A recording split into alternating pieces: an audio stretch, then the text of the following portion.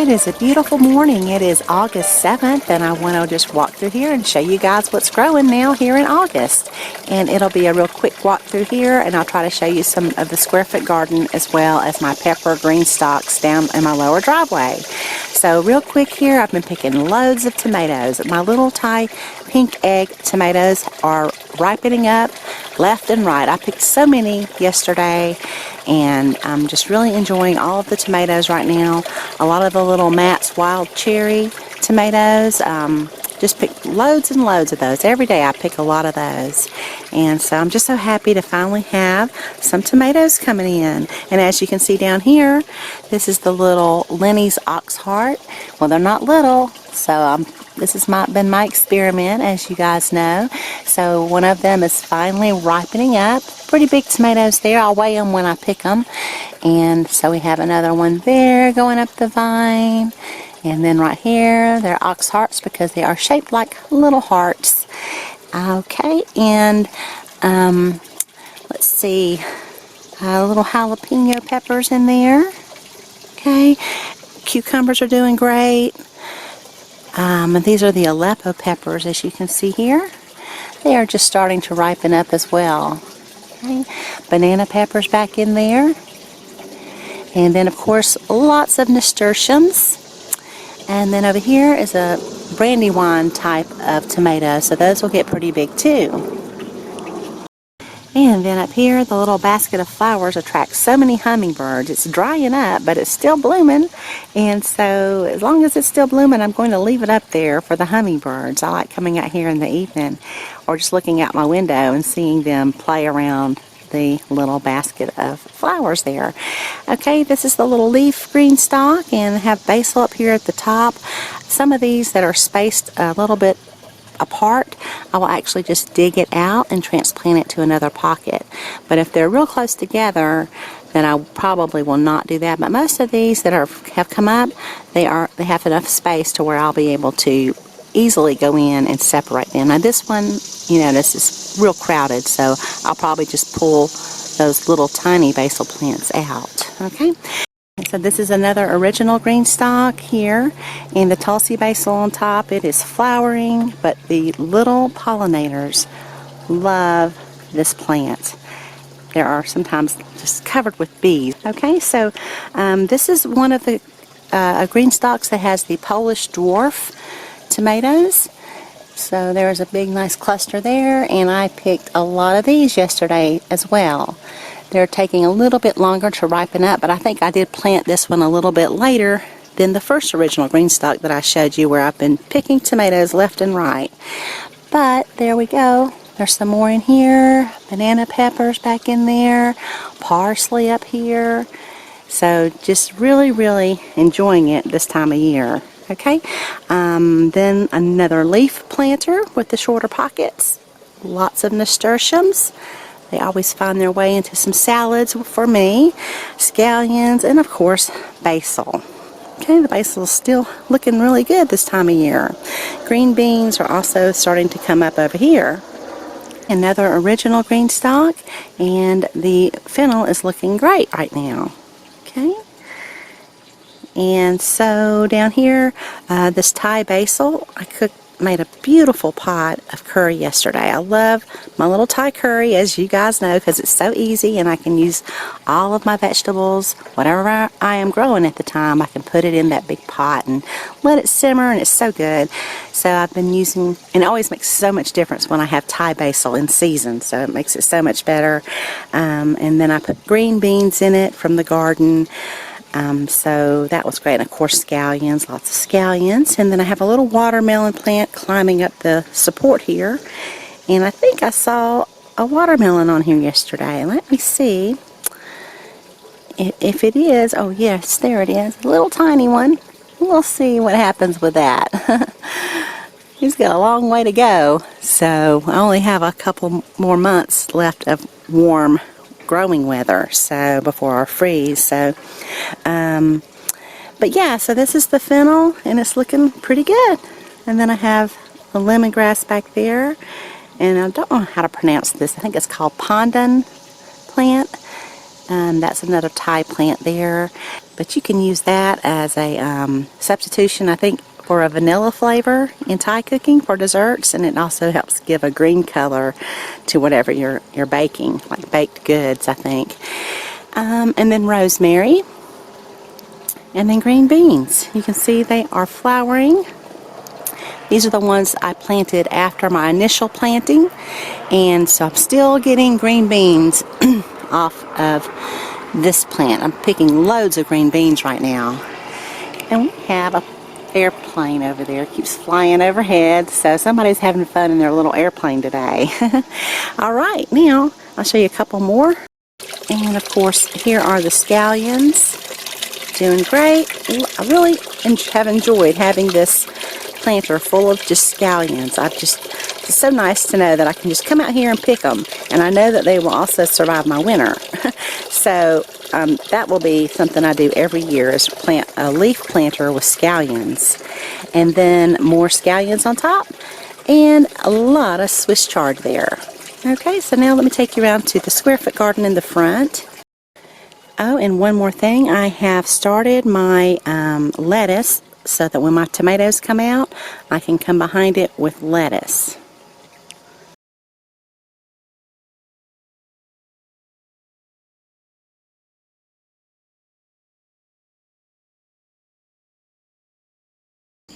Okay, so here's the little square foot garden, and you might be able to see that I also have a lot of tomatoes ripening up over here. So I've been picking these as well. I've also picked a lot of green beans out of here. I'm pulling out the whole entire bush bean plant and pulling off the green beans just because I noticed that the Mexican bean beetle was starting to find my garden. So I will come out here and throw out some probably lettuce seeds or arugula where the green beans were. So if you remember my last tour, this is where I had a lot of green beans here. Okay, so as you can see this plant here is called Ruby. It's a hybrid from Johnny's Seeds. This is the first time I've grown it, so there's a lot of little tomatoes on there.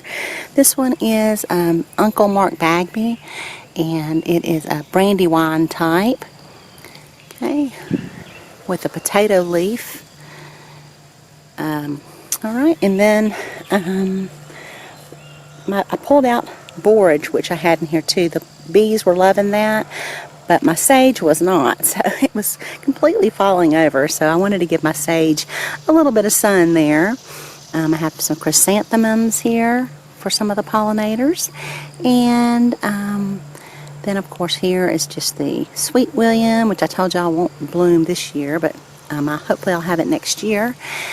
This right here, let's see what these tomatoes are. Okay, this one is called Thessaloniki. It's a little Greek tomato. So I'll be picking that this week. This is what I've been waiting for so long. You start your tomato plants so long before you actually get a tomato. So okay, and so this is the other side of my first bed here, and I have some more Uncle Mark Bagby tomatoes down here. Sweet potatoes are just growing all over the place, and then of course the little butternut squash. I have a great big blossom here, and the little is producing some fruit there, so it's starting to ripen up right there. Hopefully you guys can see that one, and there's another one on there as well. So 2 butternut squash on that vine. I'll take you over here where I did leave one of my borage plants in here, and this was the bed where I had some tomato plants that were struggling, and they never did really recover. So I just left them in here, but I found out why these tomato plants in this bed were not doing good, and I'll show you in just a minute. And then I think this is another Uncle Mark Bagby tomato plant. So you can see the first tomato there is just starting to blush a little bit. So I'll have some tomatoes there soon. This is the Persian cucumber, and I'm going to leave this one on the vine for seed saving, since this is the only kind of cucumber I'm growing out here this year. So I don't want to have anything cross. And the oregano is just all over the place here, and the little flowers for the pollinators. I think those tomatoes back there are lemon boys. So I love the yellow tomatoes. And of course more sweet potatoes. So now I'll take you down and show you what's growing in the green stalks down in my lower driveway, and then I'll explain to you about my soil, my problem with this bed over here. And then this is the beautiful echinacea that reseeds so easily, so I'm hoping I'll get some more plants off of this one big one that's right here by my driveway. So let me show you here. This is the kaffir lime tree, and it's doing pretty good. I've got a few baby limes on there. So I used this yesterday in my big pot of curry as well. And now here are my peppers for the green stalk. And you notice I do have some fruit on here, but they're not big plants like I normally have every year. And this is the same problem I have with the tomatoes in my square foot garden. And the reason why is because I used a bag of compost. I think I bought 6 or 8 bags of this compost that was supposed to be really good. And lo and behold, wherever I have used that compost in my soil blend, it has stunted the growth of my plants. So that was a mistake, but you know, I am getting some peppers, but not near what I normally get every year. So now I know to make sure to not use a compost that I haven't made myself or that I haven't used before. And so anyway, live and learn. That's just something that you do. Okay, and then I have over here my Meyer lemon tree, and lots of little Meyer lemons on here, and some leaves, but it's just some years it does that. It'll have a lot of fruit and not many leaves, and some years it'll have a lot of leaves and not many fruit. The calamondin in the container here blooming, so I'll have some calamondins coming out on there here soon. I used some of this lemongrass in my curry pot yesterday, and then again here is my other green stalk. Used the same soil, the same compost that I put in the other one, so both of my pepper green stalks have stunted growth this year, but that's okay. I'm still going to get some peppers, and who knows, maybe they'll recover here soon and give me even more than what's already on here.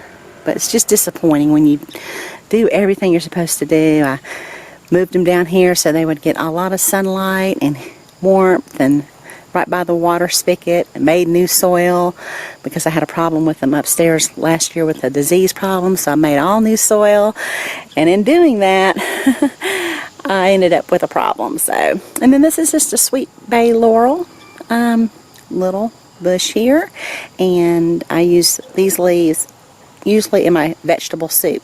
That's one.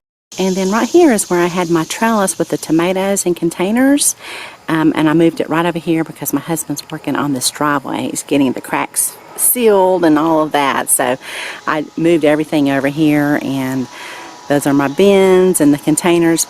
But I have plenty of tomatoes, so I would rather have a newly resurfaced driveway than the few tomatoes I'll get that are over there. But I want to show you guys down here in this garden, which I do not water, I don't weed it, I do nothing to it. So I'm going to show you guys how awful this is with the weeds, but also my tomatoes. I'm real surprised. They're not trellis, they're just falling over everywhere. So let me show you this real quick. Okay, as you can see here in the middle is apple mint that is flowering. So those aren't weeds, but I do have crabgrass in this bed here, and so that's not good. But I'll, you know, in the winter I'll just come down here and pull all this stuff out when it's easy to do so. But this is kind of where I threw all of my extra tomato plants. I just put them down here, and I was hoping that they might go up the trellis. I don't come down here and tend to them very often, if at all, but there's a lot of tomatoes on here. I walked down here I think Saturday just to take a look and see how everything was not doing really, and I saw huge tomatoes on here, and I picked one of the Uncle Mark Bagby's that was down here. So anyway, a lot of tomatoes. It looks like there might be a hornworm on this one, as you can see, it's all gnawed off. I'm sure there is one on here. I'm afraid to even get into all this mess because there might be snakes. But Let me see if I can find it. I can't find the hornworm, but it's very possible that a bird already has found it and had some dinner. Okay, scallions right there in the middle of that bed, and then of course the sunflowers are just growing straight up, and so those are real pretty. That was worth just throwing some seeds in the soil. Well, here's a pumpkin. Look at there. There's a big pumpkin right there. I did this a couple of years ago. I think 2 years ago I put some pumpkin seeds down here, and well, I had some beautiful pumpkins, so maybe I'll grow that down here regularly. I'm just trying to see what can I put down here in this little extra garden that won't require much work for me to still grow. So now these were watermelons right here. I put some seeds out here because I had onions and garlic in here, and the onions and shallots and garlic and some potatoes as well. So after I harvested all those, I just threw some watermelon seeds in here, but there will obviously not going to be enough time to get watermelons out of here. So next year, I know I'll just do a lot of the little pumpkins. Alright, so next year I'll do pumpkins down here, extra tomato plants. I won't even trellis them. I'll let them just grow along, and I'll do sunflowers. And I always put potatoes down here, so I'll have potatoes and harvest those early in the spring. So there you go. If you have any questions about anything I've shown you, leave them down below in the comment section. I'll be more than happy to try to help you. Thanks so much for watching, and y'all have a beautiful day.